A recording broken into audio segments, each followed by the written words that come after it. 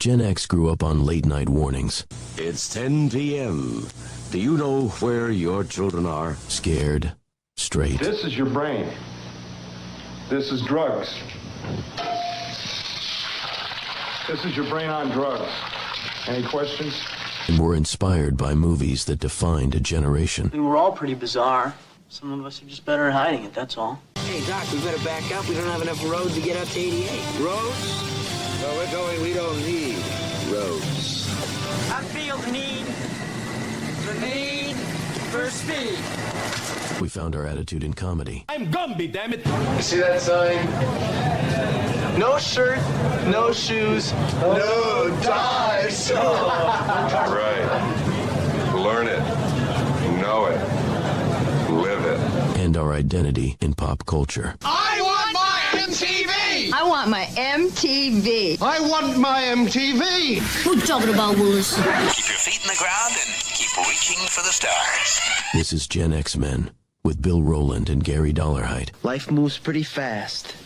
You don't stop and look around once in a while, you could miss it. Yes, it does move pretty fast. So fast that we are on episode number 40. 40, catching up to us. 40, yes, yeah, exactly. 40. Bill Rowland here, Gary Dollar right there. You know the drill. This is Gen X Men. Welcome in. We appreciate everybody hanging out with us. As always, hope you enjoyed the World Cup, the U.S. 2-0. They're moving on. They play as we are recording this. They will be playing tonight at 10 o'clock Eastern time. Will you be staying up for it? Absolutely not. Okay, fair enough. No, I mean, one, I don't even know how I can watch it because I do not have cable. You can't get Fox? No. Okay.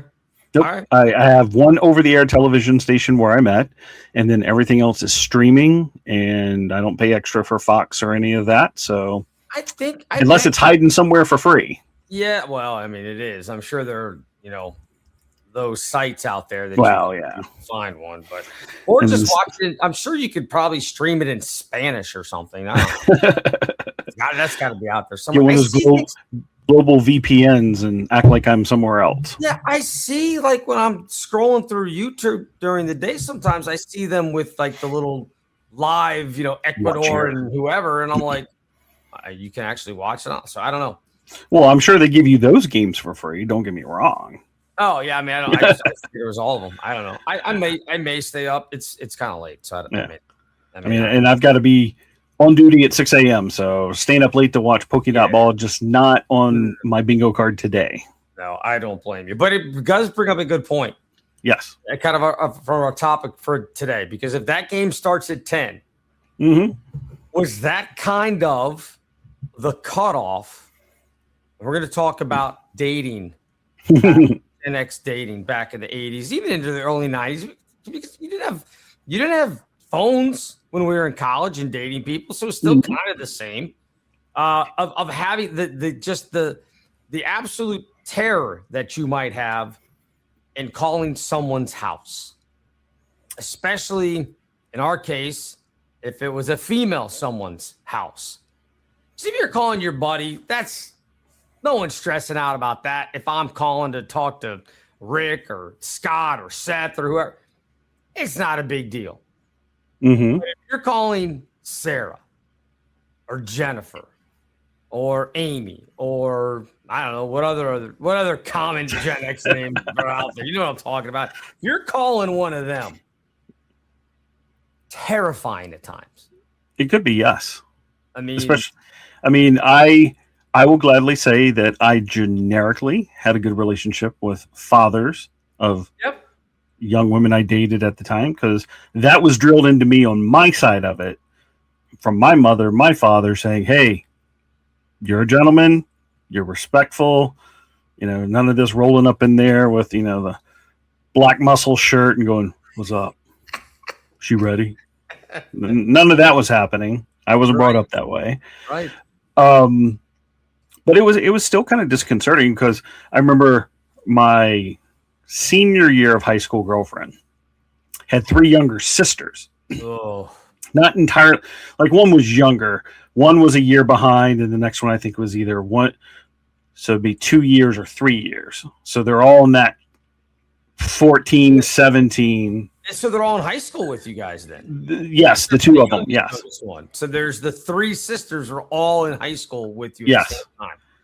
Oh, yeah, but they went to a different high school, so I didn't have to see them during the day. But they were obviously well involved in what the older sister's life was like. AE, like you said, at school, because I'd hear complaints about, well, she did this and she did that, and annoyed my girlfriend. And then also when they got home, it was with that many people, it was never, well, let's go sit back here and talk, because inevitably one had to be around. And what are you guys doing? You guys going anywhere? Right. And I remember in my head going, and I'll admit it, the next sister in line, you're an attractive girl, go find your own person. Don't be here. You should be out. Now, was there ever any of the thought of, if it didn't work out with the older sister? Well, I mean, she's only a year younger. Yeah. Cute. I mean, you're like, I'm already there. I don't recall having those thoughts. I mean, it's just, I don't. It was good family. I don't think it would have worked out. Well, no, not if you didn't work out with your sister. But hey, what are you up to? That would be weird. I mean, I didn't have that kind of game. What's that? I said I didn't have that kind of game. But you hear those stories all the time about, well, I was dating the one sister, didn't work out, but I ended up marrying the other sister. Like, those are not uncommon stories. No, and then I know there's people I know, and my ex, stories from her family where the one brother died, and so the other brother stepped right in to take care of his wife, and they spent the next 50 years together, kind of thing. Yeah. So it exists. I don't know if it exists anymore, but I mean, look, they didn't get married, but let's be honest, Hunter and Beau Biden, that's pretty much like they didn't get married, but that was a thing. I mean, that happened. We know it happened. So I would have to think I would say, and people are going to hate me, I don't think Hunter had the best intentions when he wanted to step in and take care of his sister-in-law. No, he wasn't looking for that at all. He probably doesn't even remember it, to be honest with you. But in any case, so going back to it again, this generation, and they're not watching this anyway, but our generation will remember. Again, you probably, because I can remember phone numbers from people in my neighborhood. I can remember phone numbers from girls that I would call and talk to all the time. I still remember those phone numbers. Do you dial them at night, Bill, just to see who answers? No. Because there's caller ID now. So that's okay. That was. I mean, you can pull off the story of, oh, I thought this was so. I'm sorry. Yeah. No. But by the way, who is this? I know. And all the numbers that I can remember now off the top of my head, they would no longer be attached to the people that they were attached to years ago. I know that from like the neighborhood, those people have all moved. The girls from school, their parents have all moved or aren't around anymore. Whatever it may be. So that would be really weird. Oh, just that reminded me. Do you remember Hot Tub Time Machine? Yeah, sure. With what's his name? Anyway, he called his wife. Remember, so he's gone back in time, but he's still an adult, and he calls his wife, who's actually like 8 or 9. Oh, yes, I didn't realize. Right, and says something like, "You better not do," and it scared her then, and she ends up admitting, like in real time, I got this strange phone call one time, and it said, I better not cheat on you or something, and she had always lived with that phone call. Oh my gosh, that's funny. I saw that. I don't even think I saw the whole thing. I think I saw parts of it, but yeah, I can see that's pretty good. That's pretty good. So what? But yeah. Call them, see what's going on. It makes for a great, we can put it on here live. Sure. Why not? Well, I've actually thought, I think the college one would, the high school one would not. Okay. I've actually thought, we should call our exes sometime on the show just to see how they're doing. Just to see. Absolutely. Just to see. Prom, your first, your prom date, whatever it may be. Just to see, like, we're just like, hey, we're doing this show. We're talking about what it was like growing up Gen X. Do you remember prom? Do you remember home? Right? That's like, why not? My high school girlfriend would not. Mm-hmm. My college girlfriend. She Yep. would. Yeah, or she would. Yeah. Yeah, we still, not chat, but like something will come up. I'll get a text from her. I'll send her a text, whatever it may be. So, all of them happily married, which that's great. I'm happy for all of them. But yeah, I think my college girlfriend would. Mm-hmm. My girlfriend probably would not. And that's fine. It's not like we have a bad relationship. It's just it's just not a relationship anymore. Like, correct. We stayed cordial. I wouldn't say we stayed necessarily friendly. Mm-hmm. And I'll be the first. I'll admit that's from her. I would gladly be friends with. It's not me. I have no animosity towards anybody that I have ever dated and then broken up with. I wish nothing but the best for all of them, because it makes me an awful person to root for bad things to happen to people. So correct. Yep. No, I here's another question. Would you even know how to find any of your exes from back then? The only way would be what everyone else does is you go on Facebook and search the name and see if they're out there. That would be it, because I really wouldn't know. Because here's my thing I was going to say. My history, good or bad, when we're done, right? That's it. Now, it doesn't mean if I saw you in the grocery store, I would be cordial. Hey, how you doing? Hope life's been great.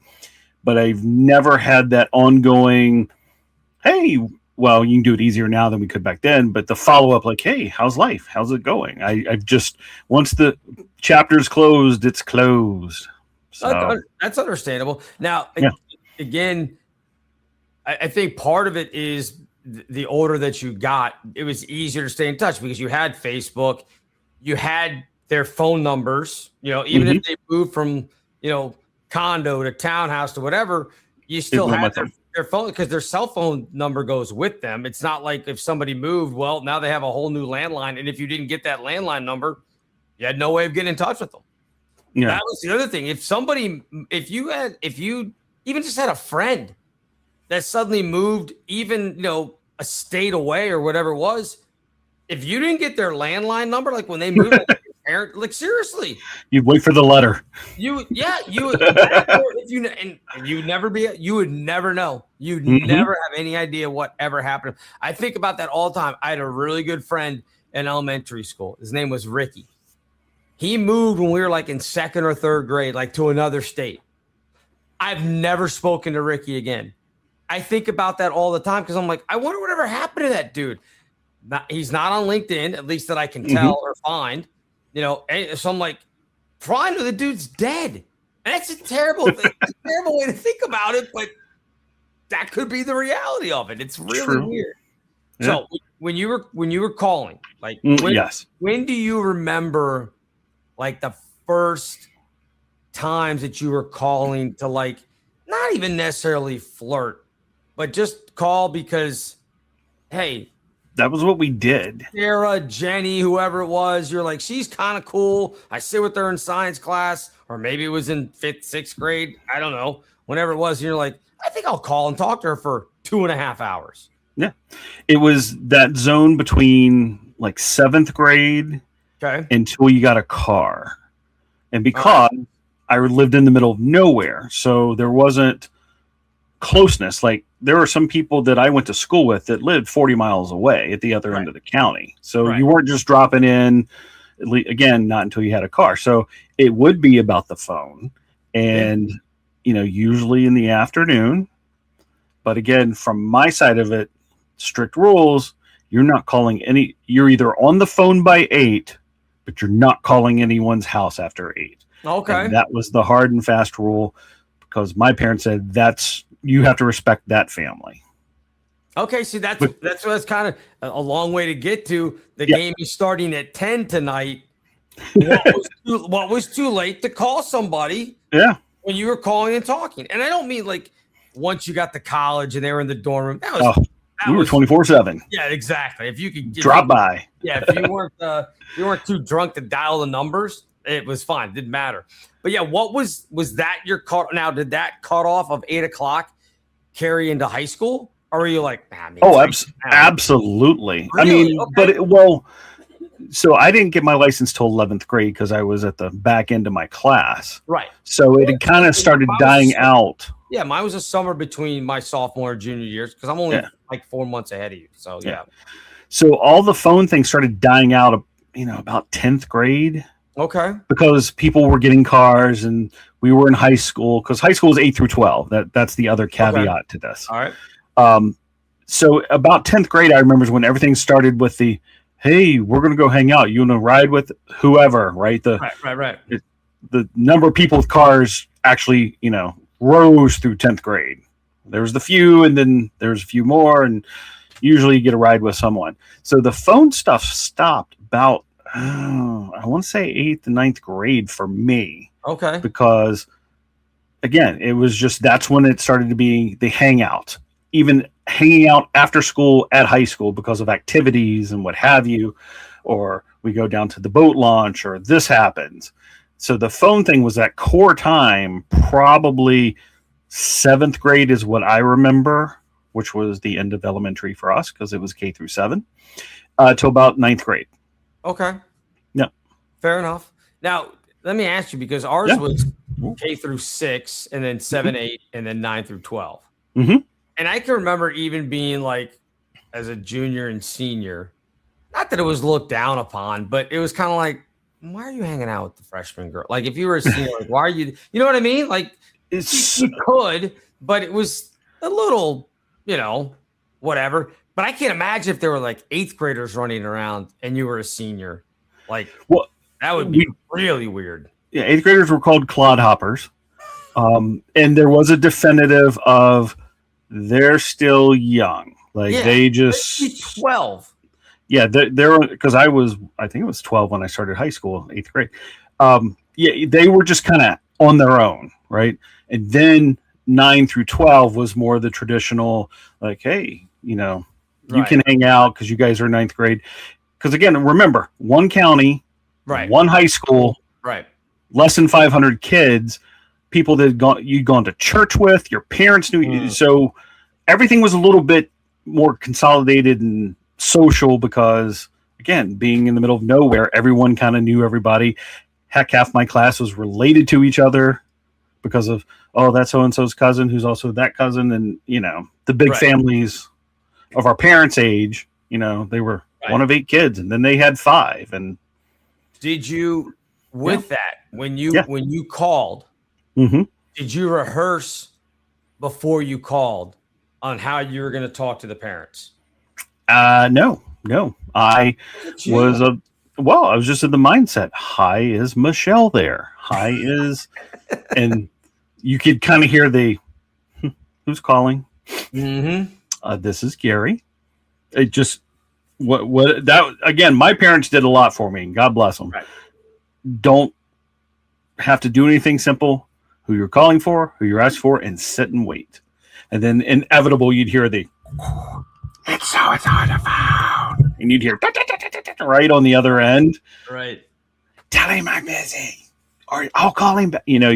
She's not available right now. Can she call you back? Right. Oh, yes, she may. Thank you. You were in the South, so there's a little bit of the South. I was like 100 miles from you. Well, but that's a big difference. Trust me, there was a big difference between Washington, D.C., and you go 100 miles south to the Richmond area. That's, in some cases, light years difference. So it was a compliment that you guys were going to be that polite. You weren't necessarily as polite. But yes, my dad, God bless him, I never got to talk from my dad or anything like that. As I've said before, he gave me, I guess it would be 2 pieces of advice. The one is he would always say, his whole thing was change the tire, move on. If you had a problem, it doesn't do you any good. Like he said, look, you get a flat tire. It's not going to do you any good to be on the side of the road and bitch and complain because you hit a pothole and why didn't they fill the pothole and whatever it is, or you picked up a nail. By the time you did all that complaining, you could have changed the tire and moved on. So that was one of the things. And he goes, that goes for pretty much almost any issue you have in life. Change the tire, move on. Fair. The other one he said, T-shirts are coming. What's that? T-shirts are coming. T-shirt, Change the hashtag. Change the tire. Yeah, seriously, we should. You could do a TED talk. Just Gen X men on the front and on the back. Change the tire, move on. The other one that he and I still do it to this day. Mm-hmm.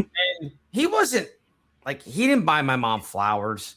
He didn't bring her chocolate. He wasn't a romantic guy on any level, at least not that I ever saw. Maybe when he was, dating my mom, he did all this stuff, but I don't remember it as a kid. Stuff. But he told me the first time that I ever went on a date, and I was 14, so he was driving me on this date. Yeah. Tell me how fun that was. We got in the car and we're driving there. He goes, look, here's the deal. He's like, you have to open the door every single time. He goes, I don't mean when we get to her house and you open the door for her. He goes, I mean, I drop you off at the mall for the movie. You open the door to the mall for her. If you're, he's like, you always open the door. No, he goes, I don't care what door it is. You open the door. He goes, you hold it. And he said, let her walk through it. And he goes, same thing with the car. You open the door. She gets in the car. You shut the car. And I still, to this day, doesn't matter. Carrie and I will be going somewhere. I will still, even though you could just go boop, boop. I walk around, I open the car door, I shut the car door. I have done that in every single relationship, every single date that I've ever been on in my life. Good for you. I was taught the same thing. Very good. So it was always open doors and head on a swivel to make sure everything's safe, et cetera. Now, in the current relationship as older male, I still open the door, but there are times where it's like, boop, boop. You good over there? Okay, good. We're getting because we're in a hurry. Right. So I have not exactly 100% anymore, but Susan said that's one thing she always remarked about. I always, I'm walking a little bit first. I'm checking things. I'm opening doors. The protector is what she says. Yeah. So definitely. Same thing if we go on our little walk here. We try to do mile and a half, 2 miles, whatever. I'm always on the street. She's always always on the street side. Always street side. And again, I don't know where I picked that up from. I mean, again, my dad didn't sit there and tell me, "Oh, you should do this. You should do this." So, were there movies? Were there TV shows that we picked this up from? Where do we pick this up from? That one I don't know because we didn't have street, so I know I wasn't taught that either. Okay. But it just seemed to make sense later on. When I made it to Fairfax in Northern Virginia. Yeah. That in those moments, I'm on the street side. I don't know, maybe there was too many videos of motorcycle bandits stealing purses, and we were subconsciously preparing for that. Maybe. Or do kung fu on them right on the sidewalk. Did you ever hang up if Dad answered the phone? Was there anybody that you had that you're like, oh, Dad does not like me? And this is, again, pre-caller ID. They'd have no idea that it was you. You could just hang up and nobody would know. Never had that moment. But I do recall a couple times because you weren't necessarily always having hour-long conversations. It'd be call and talk to him for 20 minutes. Yeah, right? And hang up. Right. I'll call you back, right? There was always, I'll call you back. And so you would hear mother and father, I can translate it now. Oh, it's you again. Definitely had that a couple times. The other big thing for us, and I don't know if you had this problem, the flip side. Yep. No call waiting, no caller ID. Not yet, right? My father traveled usually Monday through Thursday, came home Fridays. Okay. So he was always trying to call 6, 7 o'clock. Right. To say, I'm in New Bern, North Carolina, and talk to my mother. Right. And couldn't get through because I was on the phone. And that busy signal. That kids don't know about these days. Zero. Yes. That would send him into a fury. And it's a good thing a lot of times he was, a couple hundred miles away. But, my mother would say, your father's not happy. Okay. Because he's been trying to call for an hour. And I'd be like, go, son, go out and have something to eat and enjoy himself. What are you calling home? Did you go, look, man, I'm just trying to get my action on. You guys can understand that I'm just doing what I do. Yeah. Now, we had the same thing because my dad worked basically a variety of shifts. Okay. Well, he worked nights. He was on call, basically. He worked for the railroad for 30 plus years, and they would do it in shifts. So they would have like 8 a.m. to 4 p.m., and then 4 p.m. to midnight would come in, and then midnight to 8 a.m. If he were at home. And it moved. What's that? And it moved, right? Because they had to follow. They cycled through. Yeah, he was just on call. So depending on how many, cargo trains were coming in, boxcar trains were coming in that day, they would figure out how many brakemen they would need on that shift. Well, if he was going to have to work, say, 4 to midnight, they were going to call him between 2 and 2:30. You could not be on the phone between 2 and 2:30. If he was going to go in from midnight to 8 a.m., you couldn't be on the phone from 10 p.m. to 10:30, which, again, when you're in 7th and 8th grade, not a problem. You get to high school, and all of a sudden you're trying to explain to this girl that you've been hitting on since 9:15 that you have to get off the phone at 10 because they may be calling for your father to go to work. Now, we did have call waiting by that point, but my dad he would always just be like, click. As soon as he was done, he wouldn't hand it back the phone to me. And then it would ring, and then you'd be like, it's Sarah, I got to pick up the phone, like that kind of thing. And then if he's working 8 a.m. to 4, you couldn't be on the phone from 6 to 6:30, but nobody, 6 to 6:30 in the morning, nobody's on the phone between 6 and 6:30. I'm not calling at 6 a.m. So it's just at 2 to 2:30, especially in the summer, if you were off, or the 10 to 10:30 at night, that you had to be like, yeah, I can't be on the phone. But we talked about it last week. I had, and this is when I got into 8th or 9th grade.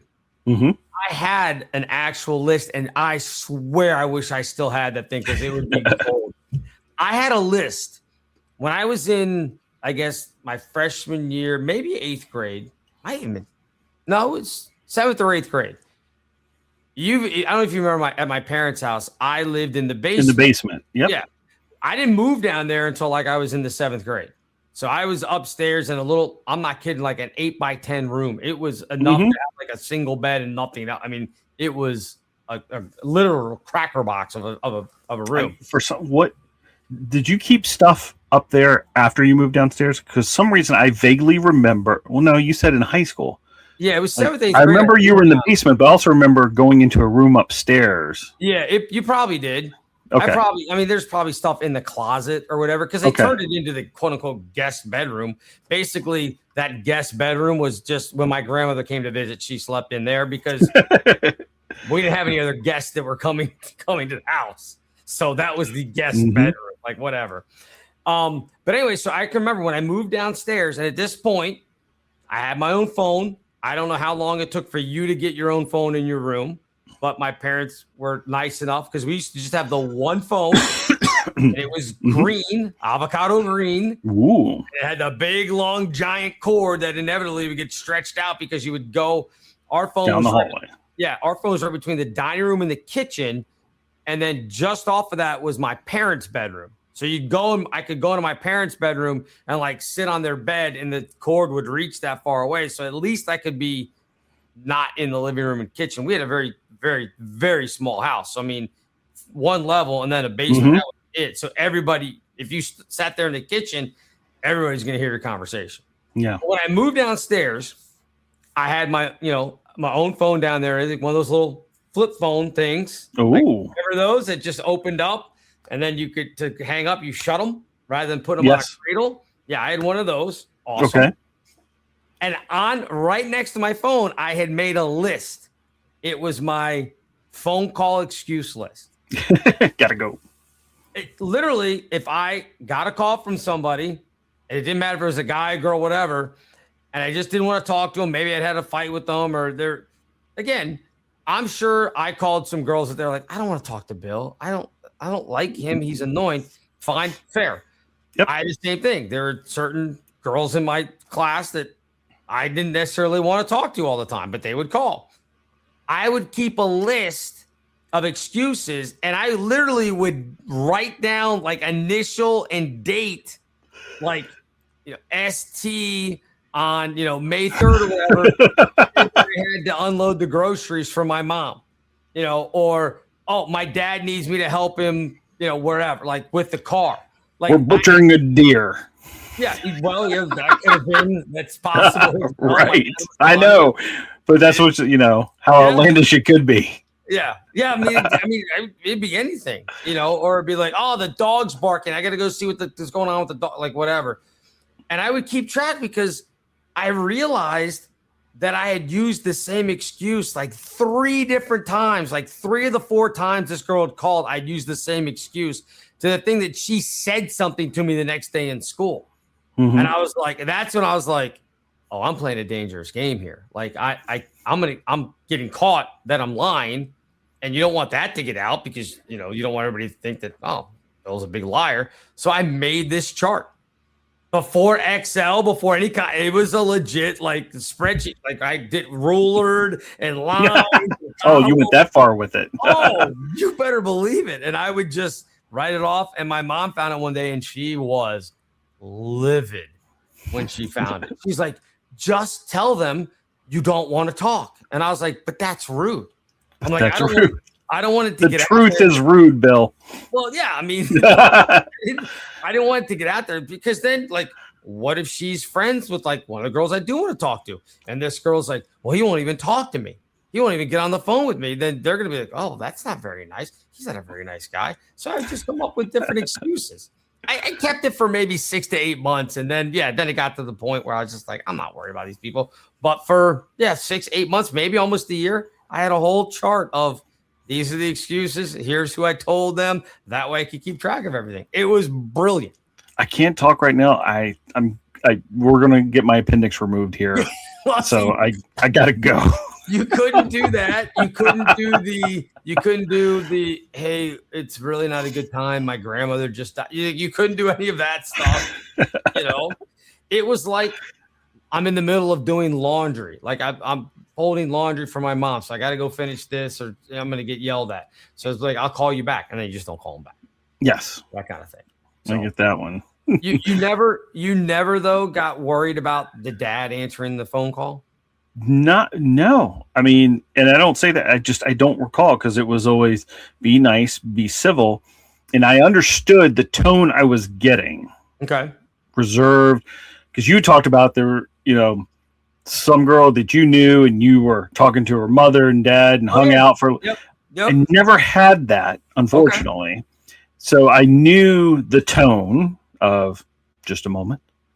Let me see if she's just the curt but civil. So I just knew like, okay, we'll wait and see. She's not available right now. Okay. Would you let her know that Gary called? Thank you. And so that was it. But no one I was intimidated by. Because I remember, no intimidation, but obviously the reserved respect because someone's father. And more than a couple times it was people we went to church with or people we knew in the community. So you had to kind of keep your nose clean, and especially in a small county school. I remember the big shocker was I ended up dating a couple times, nothing bigger, but it was found out because I dated a girl from the next county over. Oh, and it was found out because she was the cousin of someone that lived and I went to school with. And I mean, I got home like my mother knew within 36 hours. Nice. So I hear you're with this girl that is from Mechanicsville, Lee Davis. What? That was the name of the high school? Boy, you couldn't get away with that. Oh, yeah, Lee Davis, Mechanicsville, Virginia. Yeah. Have they changed that yet? They were the Rebels. Have they changed? Yeah. I'm guessing that school does no longer exist. No, they changed. I can't remember what they changed it to, 10, 15 years ago. But it was forever Lee Davis Rebels. Yep. And it was orange and blue and Confederate flags, the whole 9 yards. Surprised. So you're like, we were only 100 miles from you. Yeah, you were only 100 miles from us. But my mother knew because the cousin told her mom, like, hey, Gary's into Paula, and then again, I don't think it was let me call his mother. It was just, oh, by the way, I hear Gary's into her cousin, and so my mother knows, and my mother presents it to me, and I'm like, first I'm like, how do you know? Like, how do you know? Because I think this was 1 or 2 dates in. It wasn't anything spectacular. Right. Because, and when I say dates, I'm first night met at our high school football game. Right. And so the second time was going to her high school football game. Right.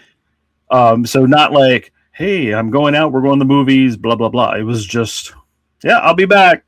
And then my mother knows.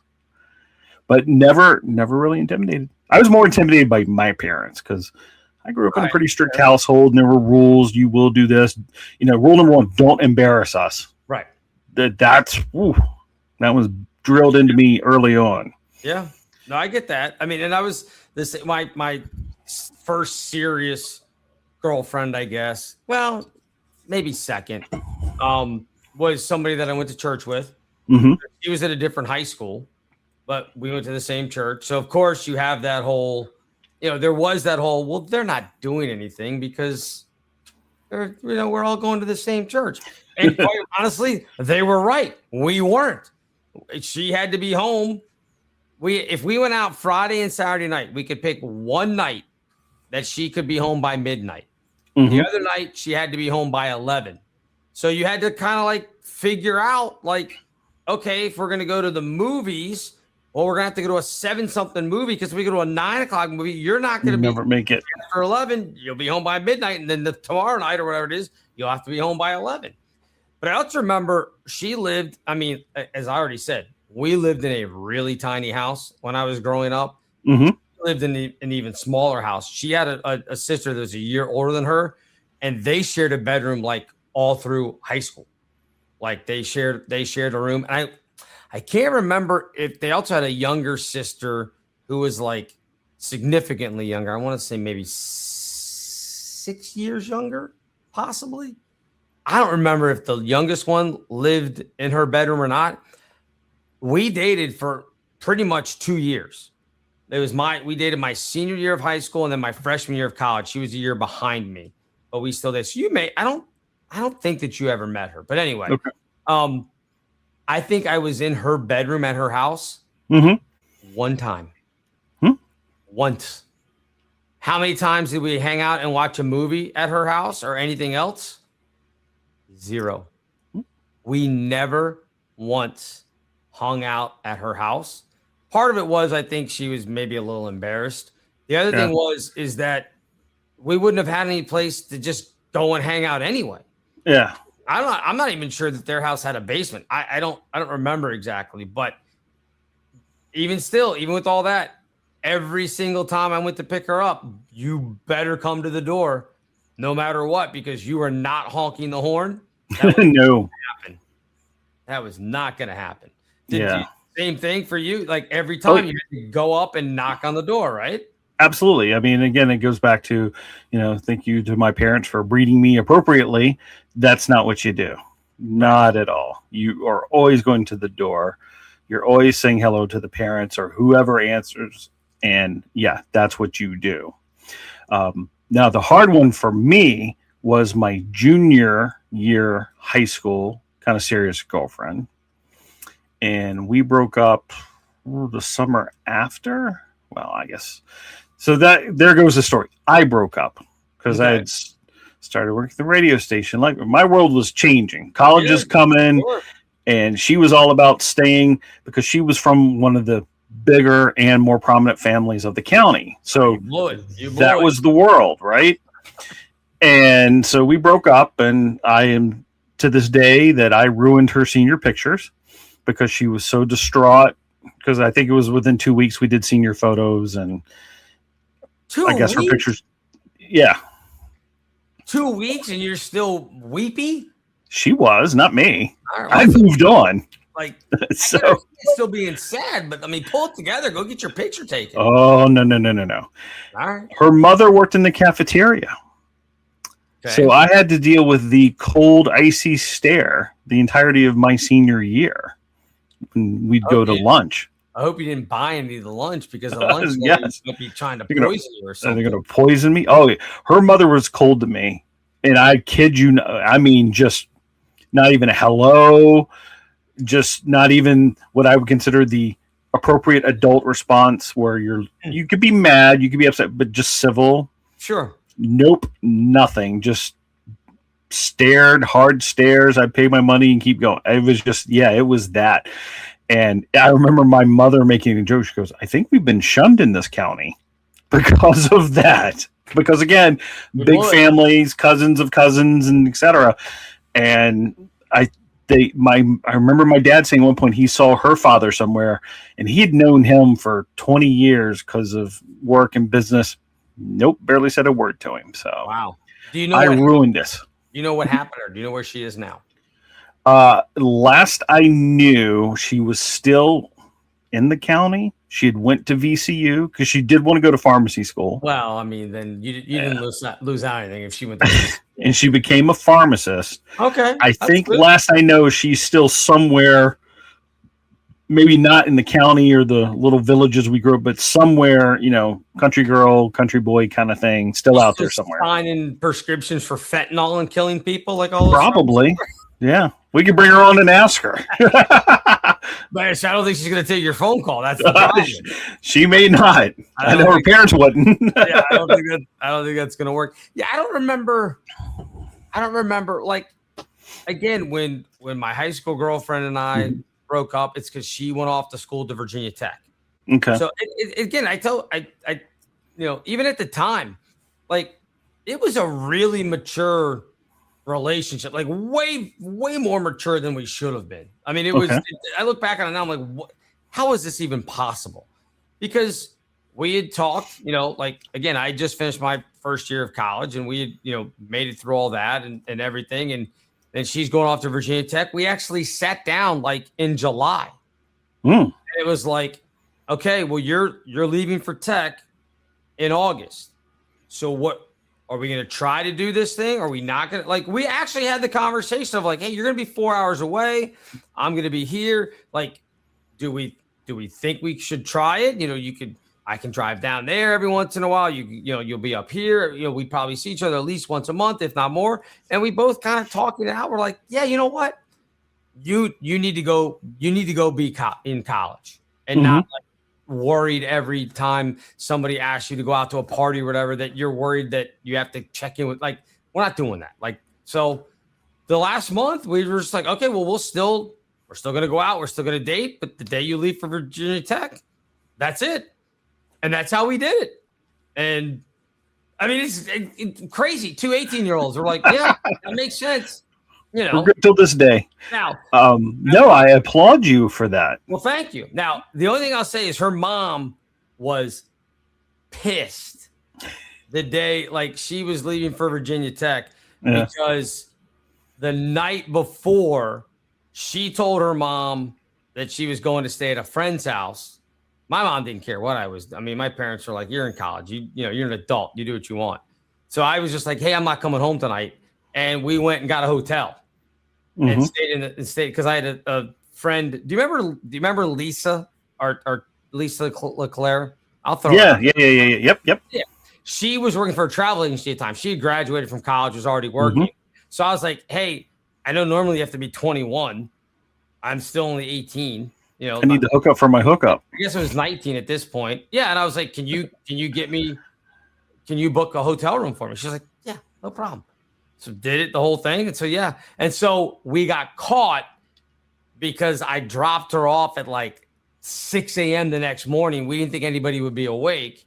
Oops. And her older sister was awake and saw her get out of my car. And this is the one time I didn't walk her up to the door. She was like, no, drop me off. And I even stopped like before their driveway and let her out. And her older sister saw her and ratted her out. Oh, that was bad. So yeah, her mom, the siblings. Her mom was livid and like threatened to be like, well, if you want to do that, you can just stay here. You don't have to go to Tech.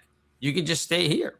And so thankfully for all of us, she ended up going off to Tech and did all that kind of thing. But yeah, that's the only it's the only time I can think of. But that wasn't even over a breakup. That was just being stupid. Well, that's why I said, I apologize. I can a parent being like really pissed off at me about something that happened with their daughter. Yeah. Everybody else, it's acceptable, right? That's what happens to youth and dating. Right. And most of the time, quite honestly, they were the ones breaking up with me. So they had no reason to be mad. Like, why are their parents going to be mad at me? I didn't cheat on any of them. I didn't do it. There was never anything. It just wasn't working. Yeah, exactly. You're just kind of like, you know what?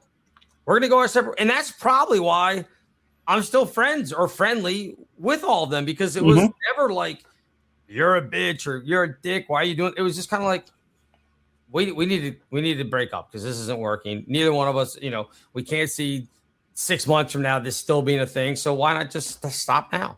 So, And that's why I said I applaud you, because my senior year girlfriend, now this is where it gets funny to me, now that I think about it, okay? I go to George Mason in Fairfax. Yep. And she ends up at Mary Washington in Fredericksburg. Not that far away. Right? And neither one of us have a car, but it might as well been... It is far away if you don't have a car. Right? It might as well have been Virginia Tech or UCLA, right? That's how far it felt. Yeah. And I admit it, I was a dumb 70. I was a dick. I do stupid stuff. It happened, and I regret it. But what I find funny is we were literally less than 60 miles, 50 miles apart. But it just seemed so horrible and what was happening, and you couldn't get on the phone enough. And obviously, it's like you said, you're at college. You're supposed to be out and about. I was, she was, but it was just torment for whatever reason. Handled wrong. I would give different advice to my son. But I just laughed because we were literally 50, 60 miles apart. I mean, it was an Amtrak ride, right? It wasn't as if I won't see you for 6 months. No. You weren't getting on an Amtrak. I don't even think, well, VRE was around. Yes. Yeah. And Amtrak. You weren't getting on the VRE. You weren't. First off, how are you going to get to the VRE with no car? City University Exchange bus, which would take you to Dunloring Metro. And then you have the Metro into Union Station, right? Correct. No, you pick it up at Old Town at King Street, because that was the Amtrak station. Okay. So you'd have to change Metro lines then, because the orange line did not run. Yep. You have to take the orange line to switch over to the blue line, which runs to King Street. Correct. And then get on the VRE and then drive it. Get to Fredericksburg. Another hour. So it would have been, I probably could have gotten to Virginia Tech just as fast. To be honest with you. By the time you did all that. Yeah, but that's the irony of, like I said, you felt like you were the world apart. You were literally 60 miles away. Yeah. Yeah. And nowadays it would be nothing, right? An Uber would take you.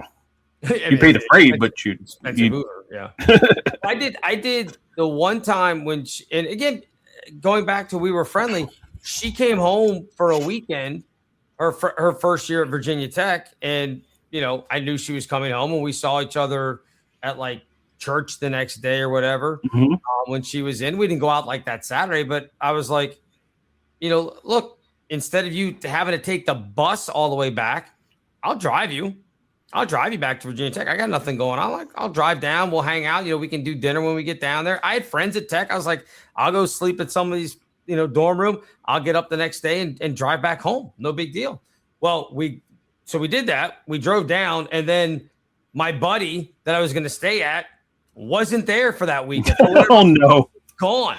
And I was like, I got no place to stay. So I'm like, I told her, I said, I just need to crash for like 45 minutes. I need to take a quick hour nap, and then I'm going to get on the road and go home. So I drove in my 65 Mustang down and back Virginia Tech in a day. Ugh. It was, we got to Virginia Tech by the time we had lunch and, out of church, everything else. I got to Virginia Tech at 5:30. I turned around to drive back home around 6:30. And I think I pulled into my house at like 11. So it was a long day because it's a long way down 81. It is almost all the way down 81. And I don't know if anybody's ever ridden in a 65 Mustang. It is not the most comfortable vehicle to drive for 10 hours in one day. You have this chair that I'm in has the little, neck rest. That's got more padding than it did. More padding in this and more height. I remember the Mustang. Yeah, the seats went up to just below your shoulders. Mm-hmm. So you couldn't even, like, if you were going to fall asleep, you couldn't because you just be like, and then snap back up because you're like, whoa, what happened? And no power steering, no power brakes, none of that. But I mean, back then, it's like I was parallel parking going up I-81. But yeah, that was the one and only. And I've done it since then. Like Mason played at Virginia Tech last year, and I drove down and back in the day. But that wasn't as bad because we were doing the game. So like you leave in the morning, then you do the game and everything else, and then you come back in the afternoon, later that evening. Didn't feel as bad, but that was down, walk her to the dorm room, hang out for like an hour, get a weird look from her roommate because her roommate was like, well, she was like, I thought you guys had broken up. And I was like, we are. We're friends. Yeah. She was like, let's be friends. The roommate was like, why are you here? And I was like, I drove her back from Northern Virginia. She had to get back to school. And she was like, it's just weird. Like, just weird. And I was like, all right, well, sure. Whatever. Well, again, looking back, Bill, what's popular now that you could have done then is car camping. Yeah. A lot of people sleep in their cars. You could have just curled up in that seat for the night. But you know what? It was, I remember it was in October. Okay. So it was, football. It was a Sunday, so there's football on, and I remember driving back home, and all that car had, I think at that point, was it AM? AM radio. I don't think I'd switched it out yet, and so I found the Sunday night football game, or I found a football game that was on, and just that's what I listened to on the ride home. From Westwood One CBS. I don't remember if they were doing it back. If they were doing it back in the fall of 1990, then yes, that's what I was. I don't remember exactly, but yeah, that's what kept me busy, driving home the whole way. And I mean, it was. Again, God bless you, because I remember the few times we went to Madison, and it felt like forever. Oh, yeah, just in general. And that was easy. That was an hour and a half, less than 2 hours. You could get to JMU and back. We used to drive to JMU all the time. Yeah. And go down. So yeah, that was the other thing. Again, talking about all the like dating stuff. Like when you had friends that were at college, again, unless you were able to remember to get in touch with them before they went to college and be like, hey, I need your number when you get there, you weren't going to find your friends at other colleges. You'd have to call. No. I remember having to call the parents of my friends and be like, hey, can I get their number at wherever, North Carolina, the friend that was down there, JMU, Tech, whatever it was, which is why I didn't know that dude was not going to be at Tech that night, because I knew what dorm room he was in, but I didn't have his phone number. I was like, well, I'll just, when I get down there, I know what dorm he's in because I've gone by and visited him before. So I went to his dorm and knocked, and his roommate was like, nah, man, he went wherever for the weekend. I was like, oh, okay, well, just, hey, tell him I stopped by. And then like a week later, I get a phone call from my parents. I was like, hey, man, I heard you stopped by. I'm like, yeah, you weren't there. So I you weren't there. 4.5 hours. So, yeah. But you're right. Because, I mean, after I left, I really didn't keep track of most of the people I went to high school with. Yeah. There was one female because we'd had the on and off crush for years. She was part of the group that did not go to college, but they moved to Richmond. Right. And I remember having to call her parents to go, hey, what's her number at whatever apartments they're living in? Right. And having to call the apartment like, hey, you're going to be around this weekend? At least I did that. And yeah, come on down. Right. So. Right.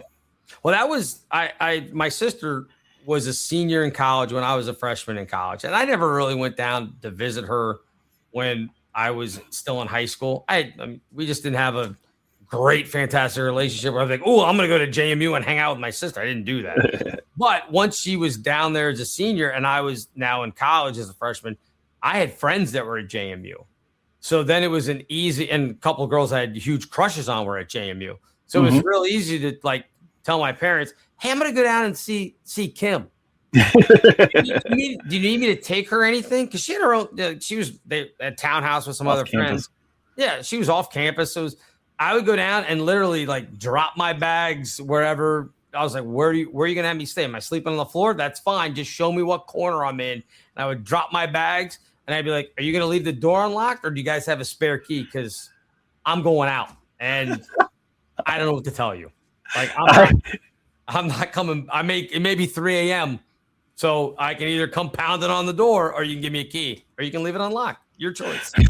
I had visions of you showing up, dumping whatever your parents said, like in front of the door with a note. Yeah. Mom and Dad sent this, pretty and much. You don't even see her the rest of the weekend. I think I'm not kidding you. I think it's so bad. I think I went down there. I left Northern Virginia. Yeah, again, I was going to Mason. I was living at home still. I think I left the house on like a Friday. Like right after lunch, like maybe noon on a Friday. Because I was like, even back then, you're like, I want to beat traffic.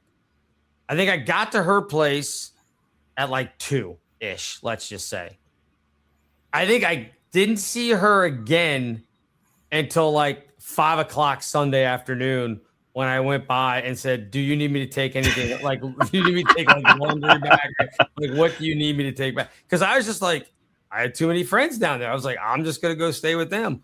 But I was like, okay, I did what I was supposed to do. I'm bringing whatever it was, I'm bringing it back. It was just a long, 48-hour like delivery service is all it was. I had a crush on this one girl. I found out where they were having their party. I went and hung out at her townhouse. And then I actually passed out the teak house down there at JMU on Saturday night. Friday night, I just basically crashed over at my the friend's house that I had this crush on. Nothing ever happened with her, but I got to hang out with her and her friends, which is way more better than hanging out with my sister and her friends. So, yeah. Now, when you were doing the phone calls, you had a younger sister. Did she ever listen in on any of these calls? Yeah, I mean, we were 9 years apart. So see, she's not interested when you're. 15. She was interested to be a pain in the butt versus interested about content, if you would. Right. Or like that was goods on you or something. Yeah. That was her role, was she just wanted to be a pain in the butt. And, God bless her. She was an independent person. She's wired like fierce, independent. And it was always, she should be doing what I was doing. Right. That was her mindset. Like, it doesn't matter. I'm 9. He's going out. Why aren't I going out? Or what's he talking? Right. That was her mindset at the time. So I didn't quite have there was a few times like, Mom, can you get her off the other extension? And you'd hear my mother, Karen, don't, and click. Right. So. No, your sister was cool. I mean, I can remember going down and she was probably 10, 11, 12 or whatever. But I mean, it was like, again, we weren't hanging out with her all weekend, but I just remember when she was there, she was, she's just a little sister. Yeah. But, yeah, she was always cool with us. I never had that thing. My sister's 3 years older than me. I was not interested like in her phone calls. I didn't, you know what it was? I didn't need to get dirt on her because one, she wasn't doing anything to get dirt on. So I mean, it wasn't like I could be like, oh, I'm going to listen in and see if I can find out something so I can rat her out because she wasn't. It was way more important for me to try to keep my stuff hidden than worrying about what anybody else was doing. And because we were 3 years apart, again, I only spent the 1 year in high school with her. And I knew she did theater all through high school. And whenever they needed like little kids or younger kids to be like bit parts, they would they would get the siblings. They would get the younger siblings of people that were so. When I was in like 6th grade, 7th grade, we'd go up and, so I knew all of her friends and a lot of them, she grew up playing softball with it. Of course, my dad helped coach the team. So I was around them all the time. So it was just kind of like, I don't need to be the obnoxious little brother trying to get the attention from the other girls. I already knew them.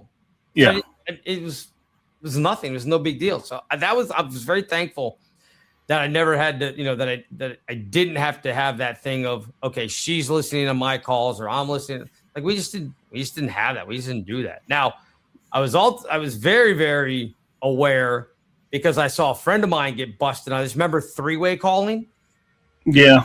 Yeah. Where you could call and then you'd be on two and be like, okay, I'm going to 3-way call. You had to pay for it. So not very many people had it. Yeah, we didn't have it, but I knew it existed. Yeah, and they would click over and then dial it. You didn't know that the other person was on already there. And I heard about my friend getting burned big time on that because these girls called him up and they were trying to be, do you like Tiffany? Do you? And he'd be like, no, I can't stand her. She smells funny, like whatever it was. Oh, and dear. It was all around school the next day. So mental note, you got to make sure that you don't say anything crazy about people. You got to figure, again, three-way calling is a thing. It exists, and you just got to make sure that it's not there. You know? Mindful of what you say. Yes. There were some times when, like, if I wasn't sure, like, you know, whenever you got that call from somebody who, like, didn't call you that often, yeah, I'd always be like, Spidey sense is tingling. I don't trust this. So the way to make sure that they weren't on the three-way call was to say, let me call you back. And you hang up, and they've got to now answer. And I don't think you could click in without me then knowing, if I remember how it worked. That if I called them back, they've got to go on their call waiting. And now the only way that they can click that other person back in is to then disconnect and come back, and you could hear it. So then you would know, oh, they're putting somebody else on the line. So I think that's right. I may have had that wrong, but I never got burned by it. So I don't know. Such old technology, I can't remember. I know. It's crazy. Again, kids don't understand what it was like to have to call and ask for the girl you want to ask out, walk up to the door or just and knock on it. There's no texting to be like, I'm here, come outside. Like that's nope. None of that. But they also have it worse because everybody can film stuff that goes on at the parties that you don't want being filmed or taken pictures of or anything else. So I am very thankful that there's not a lot of evidence out there of the stuff that we were doing when I was in high school and college. Yeah, I mean, I've told my son and stepkids that, you know, it feels funny because that's the world you're growing up in of recording. And I was like, you don't want records of certain things. Nope. And I've showed the stories where kids got busted for serious crimes because they recorded it and they were able to find it later. And there's the proof. You shot yourself in the foot. Right. They're like, look at this. How clear this is. Yeah, I can see your face and your face and your face. Yeah, you're all going to jail. I know there's a bunch of other, not a bunch of other stuff, but there's some significant things that happen on this date that are Gen X connected. So why don't we hit those before we get out of here? Because we've talked a long time about our former girlfriends and phone calls and everything else. So what do you got? Right in the wheelhouse. I mean, 1984. Okay. This, it came out today. Prince's album Purple Rain followed 30 days later by the movie. I mean, I wanted to talk about because it's historical significance. Like, it wasn't just a good album. It was one of the few times, if you go back in history, where there's an album with a movie that just combined everything at that time in our lives, right? Because you're getting the music side and you're getting the movie side of it and the culture from it. Because, there were some people wanting to dress up like Prince, but, because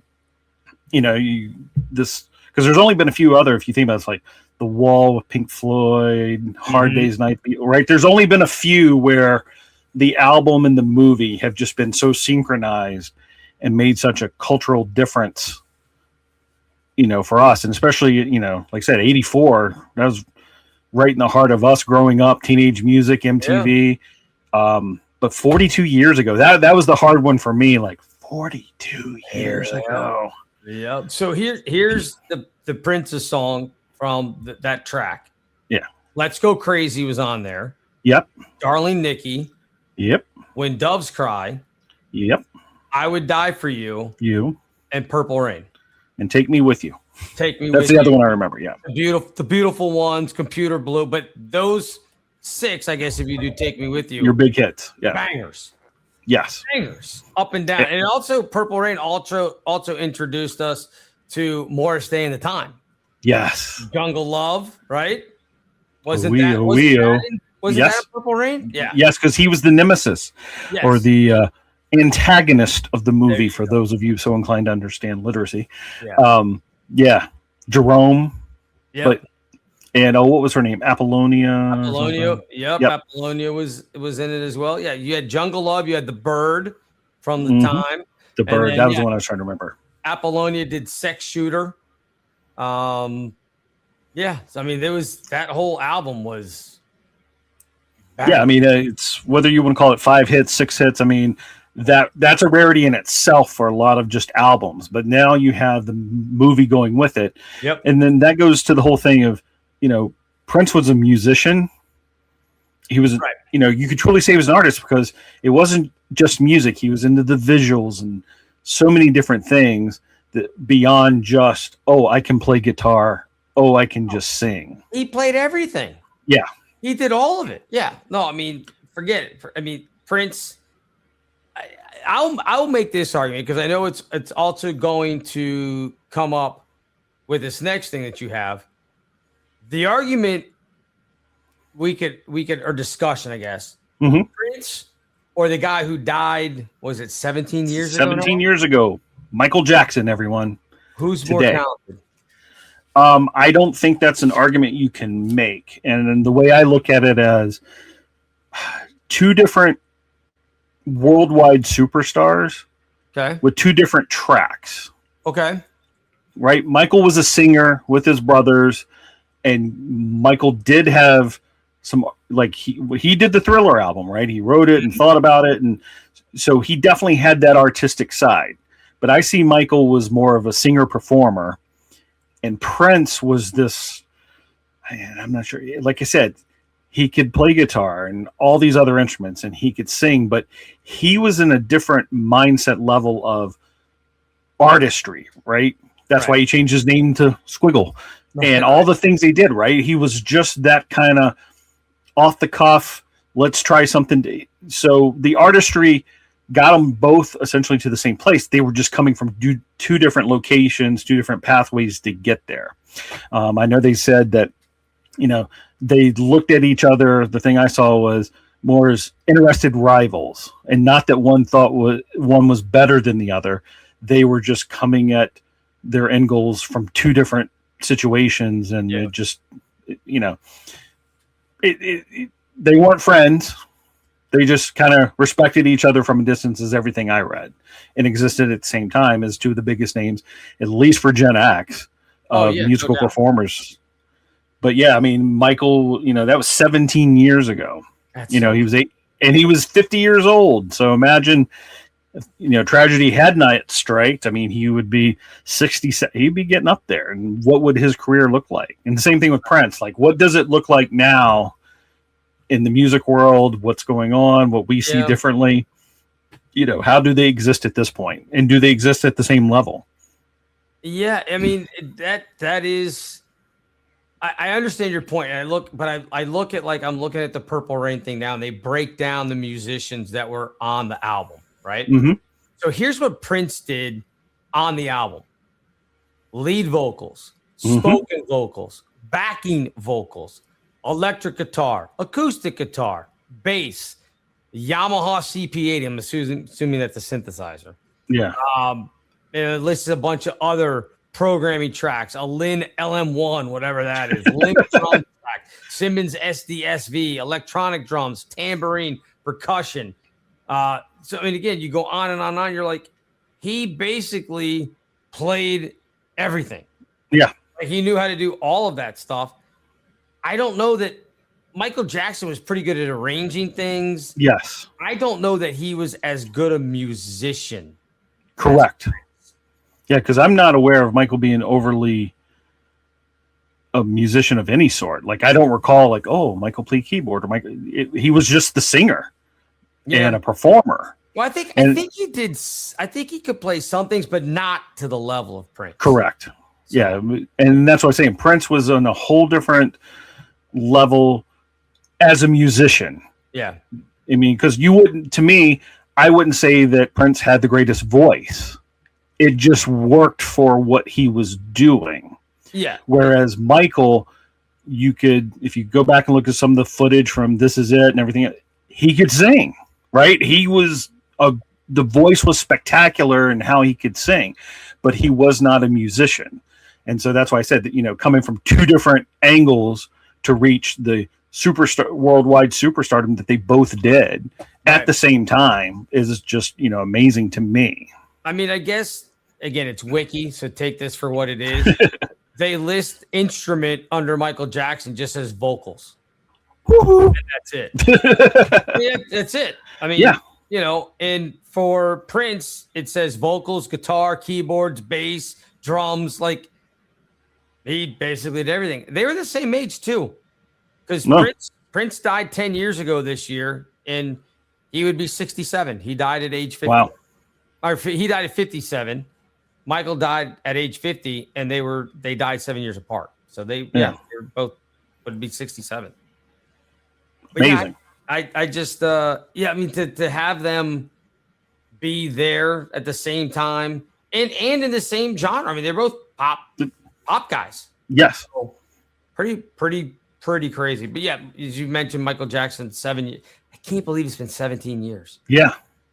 That's so crazy. Yeah, when I saw that, it kind of threw me. I was like, has it really been? Because it said, 2009. I was thinking 2015, right? I've just lost track of these things. I was like, geez, 2009. That's, mind-boggling to me that it's been that long. Yeah. No, it's crazy to think that. And again, Prince, 10 years. I wouldn't have, if somebody had asked, I don't know, I would have come up with 10 years. I wouldn't know if I would have felt that it was that long ago, but again, he's one of those guys, we joked around with it about your ex writing prescriptions for fentanyl. But he's one of those guys. I mean, him and Tom Petty both from, taking drugs and overdosing on fentanyl. They just got bad drugs from people. So, yeah. And then if you, look historically, from Elvis and there's always artist or tormented trouble people. Yep. And I believe that. You get in some of the famous painters, right? Whatever makes their creative that wonderful, I think also wreaks havoc on just their normal self-being and whatever they escape with, alcohol, drugs that are available. It's probably a textbook thing if you talk to someone who knows psychology. The more creative types, they're a little bit off key and they can do these things, and that's what happens. It's also interesting because, again, comparing the two, I don't know, and admittedly, I should probably look into this more, but before I make this statement, I don't know that Michael was writing stuff for other people like Correct. Prince did. Prince wrote a ton for other people. And supposedly there's still a lot of music and just things in the archives up at Paisley Place. Yeah. Because he was a prolific creator of the art, if you will. Yeah. But he wrote a ton for other people. That's the old joke, is that he would write songs for all these, either female singers or female bands, because he'd be like, well, you could come over and I got a song for you. And then, he hit on them and he's of course it's going to work. He didn't have to worry about, calling and having the dad answer the phone. That wasn't going to be a worry. He was Prince. Right. But I know he wrote he wrote Manic Monday for the Bangles. Mm-hmm. That was his thing. He did write so much for other people. It's crazy. Mm-hmm. I don't know that Michael Sinead O'Connor. What was that song? Nothing Compares to You. Nothing Compares to You. Did he do that? Yeah. Yeah. That's what I'm saying. It's wild. Yes. How, again, incredibly, ridiculously talented he was. Yeah. But he didn't want to do We Are the World. Didn't feel it was right for him. Which I kind of, as I sit here, I'm like, I don't think he would have fit it. I could see that. Yeah, here you go. Here's some of the ones. So he wrote Manic Monday for the Bangles. I Feel For You, which was covered by Shaka Khan. I did not know that one. No, I didn't either. Oh, Nothing Compares to You. Let's see. He also gave Celine Dion a song, and he wrote You for Paula Abdul's Spellbound album. I don't remember that one, but yeah, that's just a part of it. So yeah, just prolific. Yes. Crazy. Anyway. And we'll always have him playing the guitar in the rain at the Super Bowl. So there you go. Didn't Michael Jackson do a Super Bowl as well? Yes, he did. He did, I think, 83. I don't remember. I'm pretty sure it was 83. It was before Thriller? Or maybe I'm wrong, 84? Let me see. I don't. Or 93. Maybe I'm thinking I 93. think maybe. I don't know that they were doing rock stars back in. It must have been 93. Let me see. Michael Jackson at Super Bowl. 1993. Well done. 93.